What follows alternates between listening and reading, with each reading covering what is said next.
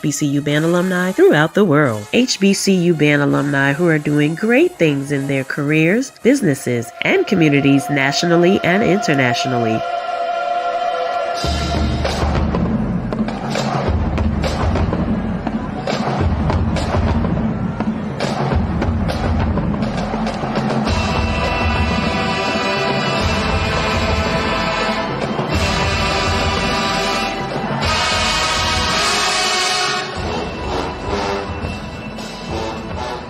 The authors share their stories and experiences of how being a HBCU band member has molded them into the people they are today.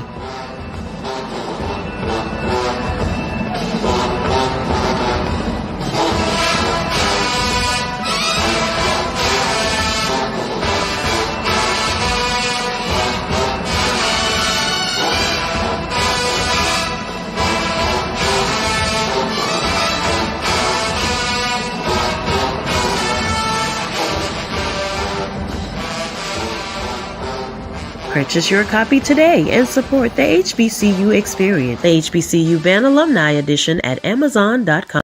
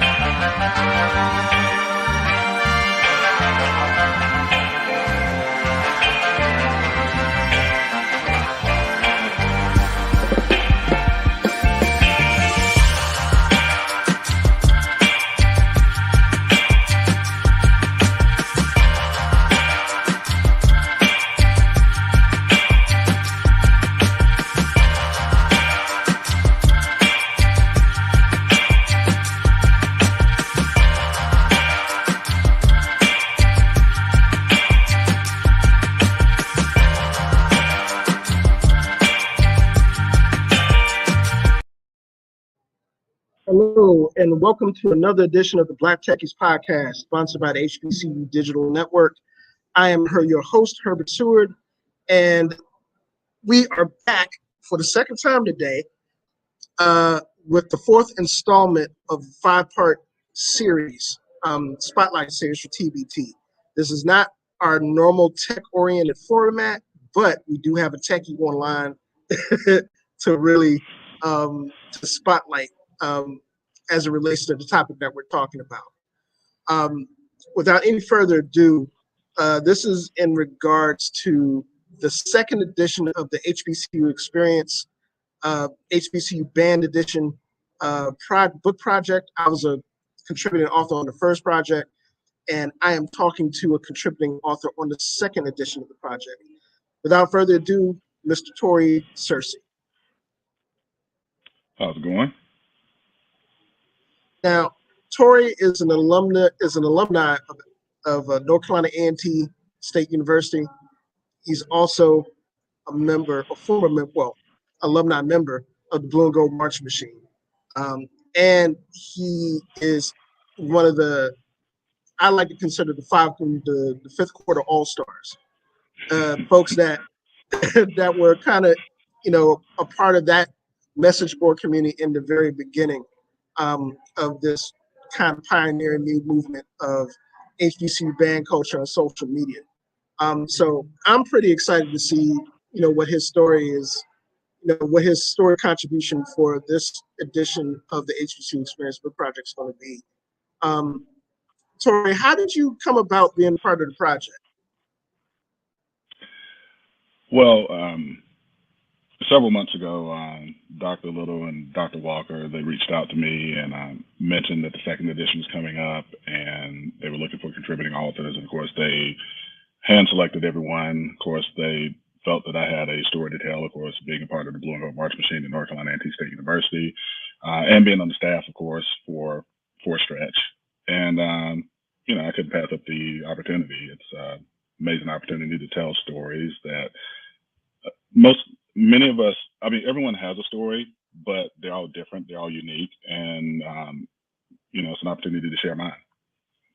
Yeah. And I think, me personally, it's pretty cool to do this type of interview because, we've crossed paths a lot of times.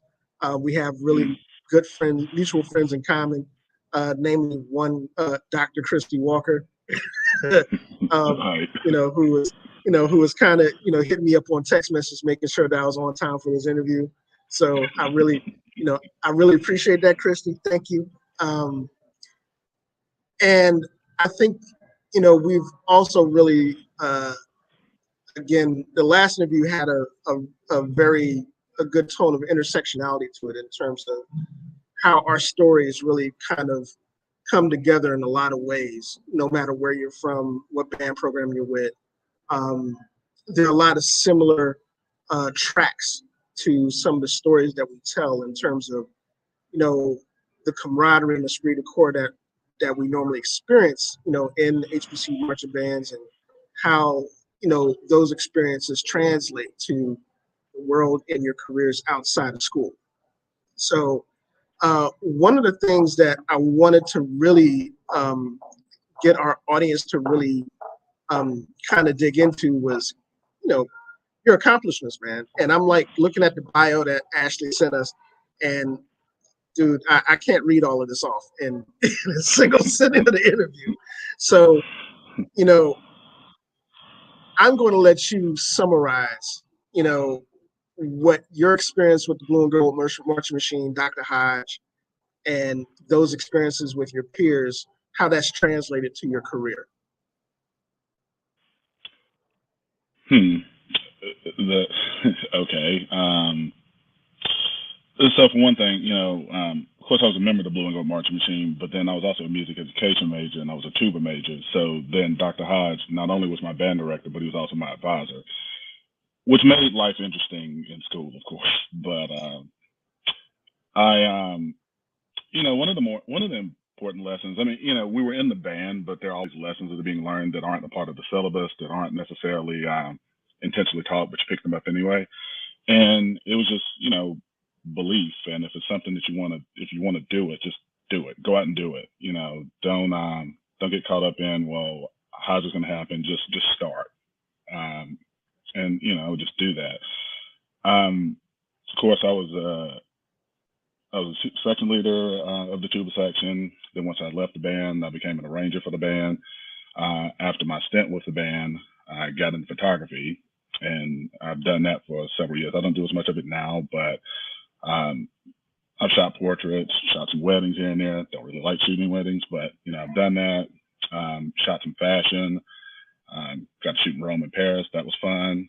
And more recently, some friends convinced me to start a cookie business, which is way away from music and band and IT. Of course, I've done IT for 17 years. It has nothing to do with that, but they suggested that I started, and it's been working out pretty well.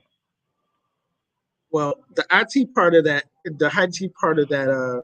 description, piques my interest, and I'm making a mental note for future episodes of our regular podcast. So don't be surprised you get an email from me as it relates to that at some point. Those of us that follow our podcast, we are a group of HBCU products that are in information technology professionals. And we cover everything from gaming to consumer technology to you name it. So, shameless plug while we're doing this interview. But, I think, that part of, your experience is pretty fascinating stuff. It's one of those things where people that'll read your story in the second edition of the book, they're really going to kind of get an eyeful of, just how a lot of that stuff, a lot of those, influences and that mentorship translated to, just being super diversified. And I think, without giving a lot of it away, or any of it away for that matter, I'm pretty excited to see your portion of the story. That being said, I want to talk about some of your experiences under Dr. Hodge. And Okay. and most of the time when I talk to a member, that was under his tutelage at the, for the BGMM, a smirk comes across their face because Dr. Hodge not only was a legendary guy in terms of the craft, but he was just a quality human being. What was one of the, you know, what was one of the more memorable interactions you had with Dr. Hodge during your time there, either as a player, as part of the staff, or in the capacity where he was kind of your advisor? So it was his final game.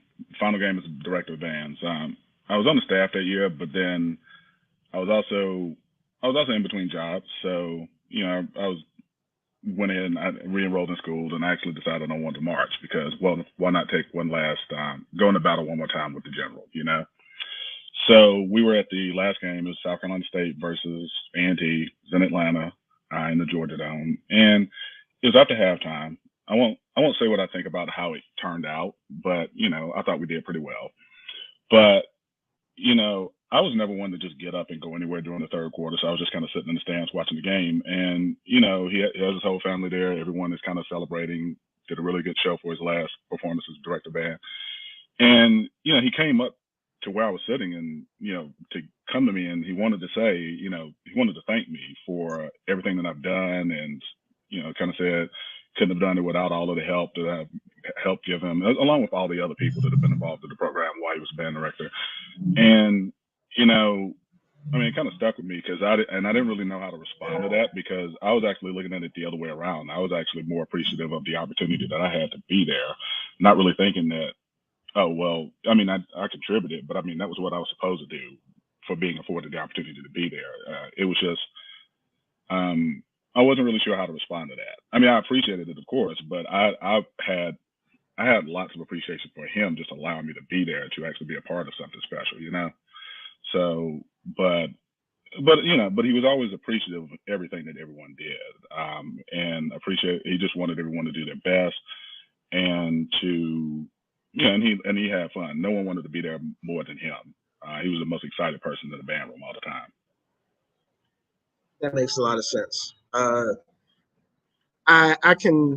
remember my my face-to-face interactions with him, as an outsider, as somebody that was kind of brought in an advisory role. I still kind of pinch myself to this day, even though this is like years and years ago, where having him and his son reach out to me to act in an advisory capacity for that program at that period of time, and I was like, wow, okay.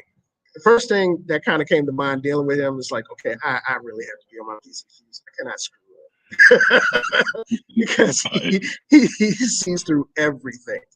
And I think I can really relate to that because after that period of time where I did the job that he asked me to do and did it in a way that he was really, really complimentary of it, I was like, wow, okay, yeah, I can, I don't have to get no bad reports from reported back to my old band director at UDC, Mr. Hoover or Danny Davis at Alabama State. So it was I can really relate. He had that type of effect on people. Really quick, we're going to take a quick ad break for HBCU Digital Network. And when we come back, we are going to get into some more with Torey Searcy. Stand by. Yeah, baby, you know what time it is. Now let's get it started. Are you kidding me? Unreal! While our HBCUs are mostly known for academic rigor, community, they also know how to turn up. Does he have it? Yes, he does!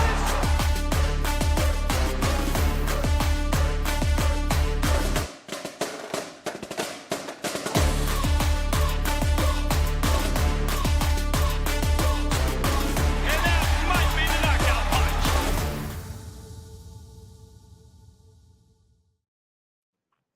All right, welcome back to the Black Teckies podcast, Black Teckies Spotlight. And during that ad break, something occurred to me that, and I'm probably sure that people that are going to read your story. Well, first, I want to ask this question of you about your contribution to the book. If there was one or two main things that you wanted younger people that are reading your story in this book to take away from it, what would you want them to take away from it?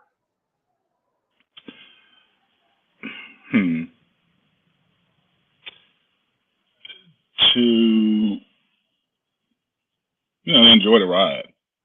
Like we one of the things, and I mean this is true of I think every HBCU band, like you come in and lots of the people that you start with may not actually be there like a few years later for different reasons. I mean, everyone can't march all 4 years or whatever. But the thing is, you meet a lot of people that are going to be your friends, and they're going to be in your weddings. They're going to be the godparents of your kids, and cherish those relationships, have fun, remember all of those stories because you're going to have a lot of them, and and then if the last few years have taught us anything,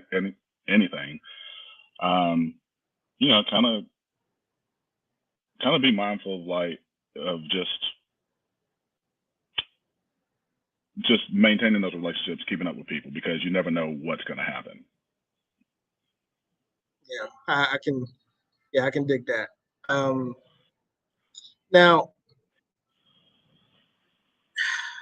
I'm going to ask, I don't want to say a loaded question, but this has been on my mind for people that were, and by the way, this is kind of a segue or sidebar to, our conversation here. But there's a certain matchup against a certain band in 1990. Okay. Southern University, Las Vegas. Mm-hmm. Now, I'm not sure if you were part of that band or whether you were on the staff at the time. 03. Yeah, 03. 03. I'm so sorry. 03. If Yeah. you were on staff with that band or part of that band, I was. there's been a lot of debate over the years about who came out on top, in regards to that matchup and in regards to the matchup on the field, later on that weekend during the actual game. What are your viewpoints on that? How do you see those two interactions between those two programs unfolding? So here's the problem at a certain point, right? At a certain point, when bands are at a certain caliber, it's kind of subjective, like I mean, there's some band programs, I mean, for various reasons, that are not at the same level as others. But then there are several band programs where just a little bit more or a little bit more here, and that band is better. But it's not like orders of magnitude better, So, I mean, I thought we did really well. I thought Southern did really, really well. I mean, I like Southern University. There are several HBCU bands that I like. I mean, I'm not that lying person that we've all met that like acts as if their band is the only band that exists and no other band can be good. No, I am a fan of many different bands. But you know, I don't know that I can necessarily. I mean, I don't actually know honestly because I was caught up in the moment and all. I mean, because I was on staff, I was doing stuff or whatever. But I mean, I think there were times when they were better and there were times when we were better. I can't really just say one band just blew another band off the field because that didn't happen.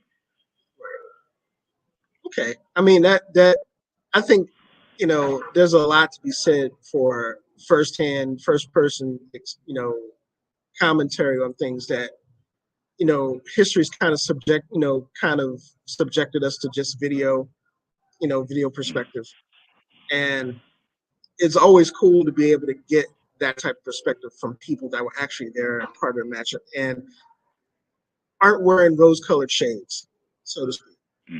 So, go ahead. Well, and along the lines of video, honestly, and I think it was a while back, we were in a text conversation about this, a group of us, but I think YouTube is amazing because it allows YouTube or any other video sites are amazing because it allows you to see bands that you may not get to see because they're not near you. But I think something's been lost there where, there's a huge difference in listening to a band on YouTube and actually being there in person, because it's just a totally different experience. Like, I got to go to the Boombox Classic back in like '95 and was standing in the middle of the field. And I can tell you that there's a difference in hearing both of those bands like on YouTube and then feeling them in your chest, like standing there on the 50, And perhaps one of the things that is getting lost is that a lot of people base their opinions of bands on their experience digitally versus like just getting to go in person and actually getting to see them. And that's not to say it's easy to just get someplace. I mean, I would love to go like travel around and go see a bunch of other bands, but I can't do that because life. But, I think that people need to actually get out and physically go see bands in person, in addition to watching them online. Yeah, I agree. I definitely agree with that sentiment. We have one more ad break, and then we are going to bring this interview to a close with Mr. Searcy. Stand by. The first ever HBCU Band Anthology, the HBCU Experience. The HBCU Band Alumni Edition is a collection of stories written by prominent HBCU band alumni throughout the world. HBCU band alumni who are doing great things in their careers, businesses, and communities nationally and internationally.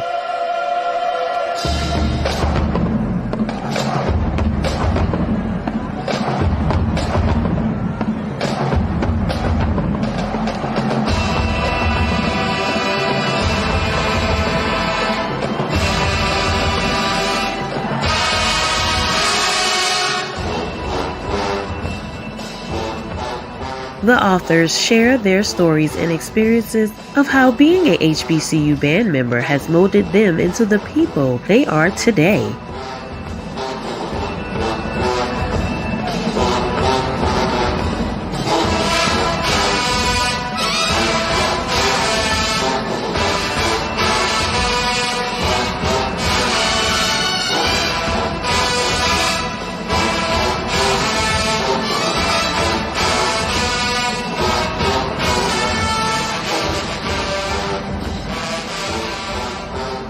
Purchase your copy today and support the HBCU Experience, the HBCU Band Alumni Edition at Amazon.com. And we are back here on the Black Teckies podcast, Black Teckies Spotlight. Thank you again to Torey Searcy. I know this was under rushed circumstances, but I really appreciate you taking the time out and being a part of this series about the HBCU Experience, the second edition of this book. for those of you guys that are watching the podcast, I cannot emphasize this enough. The first edition of this book was an Amazon bestseller. And the second edition of this book, seeing some of the folks that are going to be part of this project, is going to be that and then some. So the book is, I believe the book has already been, has the book had gotten a release date yet, Torey? It's next week. Yeah. Book is going to be released next week. So 29th. Those of you guys, on the 29th, those of you guys that, that supported us and bought the first edition of this book, of this series, which is an awesome series, by the way. The Amazon bestseller listing ain't for show. There's a lot of really, really cool stories and a lot of really cool things to glean from the experiences being shared in the series. Support our authors. Every single one of these authors that have contributed their time and their ideas and their experiences to the project, you can get a lot from it. Me personally, again, I've seen the lineup, so I'm really interested in seeing a lot of the stories all of the stories actually, that are going to be part of this second edition of the project. To Dr. Christy Walker, Dr. Ashley Little, and everybody else that was a part of this second project, kudos. I am looking forward, along with other eager readers, to seeing, the final work. And Torey, I'm definitely looking forward to reading your story, bro, because anything dealing with Dr. Hodge and his shenanigans if that's what you want to call them, yeah. Yeah, it's entertaining stuff, man. So, but it was really good being able to conduct this interview with you in particular, because we're part of a really tight-knit community of band heads, bandsmen. Shout out to the 5Q All-Stars out there. I know some of them are also part of this project, but you guys know who you are, and everybody else is going to have to find out on the book release. So until next time, this is the Black Teckies podcast. Reminder, on July the 2nd, we will be back to our normal tech-oriented format. Roberto, Blackity Black Man, and the rest of our crew are going to be back on the scene talking about all sorts of stuff, and we have a lot to talk about. Current events, tech, and everything else, given what's been happening the last couple of weeks. So until next time, hail Wakanda. Yeah, baby, you know what time it is. Now let's get it started. Are you kidding me? Unreal! While our HBCUs are mostly known for academic rigor, community, they also know how to turn up. Does he have it? Yes, he does!